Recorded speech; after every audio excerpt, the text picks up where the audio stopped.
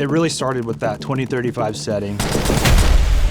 Moving forward to 2035 lets us push the gameplay, make sure that we're making the most balanced and fun game as possible. I'm really pumped for all the new, exciting tech and improvements that we're bringing to weapons this project. We'll have 30 new weapons available at launch, including 16 that players are seeing for the very first time in Call of Duty.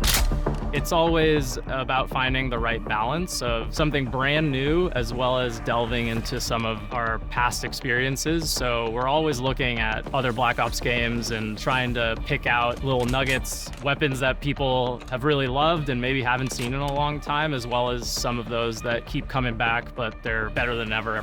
We want to make sure that they're all over the map in terms of the classes that they belong to, as well as some of their gameplay mechanics. With the game taking place 10 years after Black Ops 2, we've unleashed the team's creativity to deliver exciting new perks, attachments, equipment, field upgrades, and of course, a huge selection of score streaks to play with. With our new arsenal of gadgets, we're introducing a system we call overclocks, allowing players to progress and unlock increased capabilities for equipment, field upgrades, and score streaks. The overclock system puts even more agency and power into the hands of our players, allowing more customization of your gameplay experience than ever before. We're also expanding Omni movement to include new ways to outmaneuver and outstyle your opponents across the game, including wall jump for new traversal capabilities. We've also taken a close look at feedback and have made tuning adjustments across the board for a more controlled experience, including the removal of tactical sprint by default, with the ability to opt into that through our perk system. Now let's talk about how we're upping the ante with our multiplayer maps. We're taking multiplayer to bold new locations that are deeply connected to the narrative.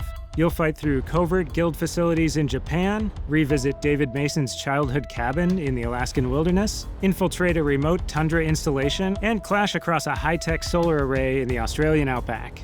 Our maps are designed to breathe more, giving players the space to fully explore our expanded Omni movement system, while still delivering the tight cover-to-cover combat that defines Black Ops. Each layout emphasizes clear lane definition, strong sightlines, and opportunities for creative flanking and positioning.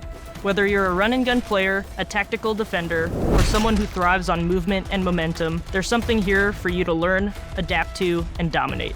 Because we're taking place after Black Ops 2, we've been able to revisit some of those spaces in reimagined ways, and Raid is definitely one of those that we thought was really important to bring back at launch. This is the Raid you know and love, reimagined for Black Ops 7 in a setting that's as beautiful as it is deadly. I think my favorite new multiplayer map is going to be the Forge. Yes, that would be Forge. Scar. Cortex. Homestead, for sure. We've got 16 exciting maps at launch, all 6v6. We're also hard at work crafting some of the most unique maps for post-launch, leaning all the way into the themes of Black Ops 7.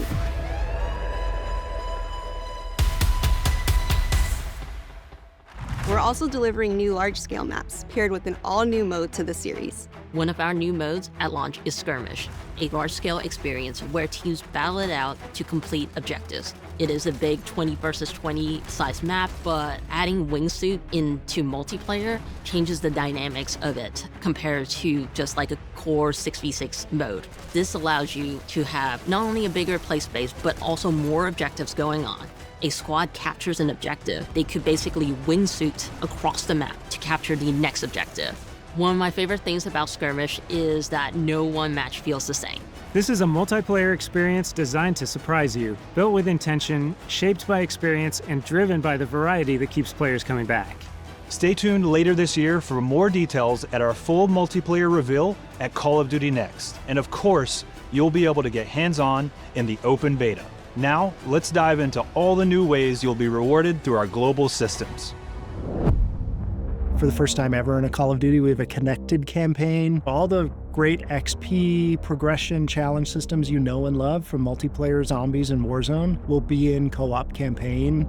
For the first time ever in Call of Duty, you're going to be able to share your weapon builds. You can send a build directly to a friend, so they don't have to create it themselves. We're also adding a build code to Gunsmith, so whenever you see a screenshot of another player's build out of the game, you can enter the code to copy the exact same build. As we've been building Black Ops 7, the second stage of Prestige has always been evolving into weapon prestige. that deep engagement with your favorite guns is going to be recognized and celebrated. Enter Weapon Prestige, unlock that unique prestige attachment that is different with every gun, complete 2 Weapon Prestiges, and you're going to graduate into Weapon Prestige Master with hundreds of levels to climb through. There are more ways to earn camos than ever in Black Ops 7. And looking ahead to our post-launch seasons, we're excited to bring weekly challenges to Black Ops 7. With unlockable gameplay rewards to earn, challenges for all modes, and multiple completion weapon camos to chase each and every season.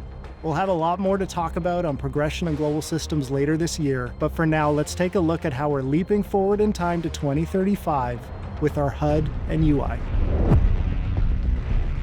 It's great because it's not so far in the future that it's sci-fi. It's still kind of grounded in the technology we have today. It's still believable, but it does kind of break free from the constraints. There's a lot of VR and AR headsets that have come on the market in the last few years, and so if you take a look at that and you imagine, okay, 10 years down the line, what's that going to look like?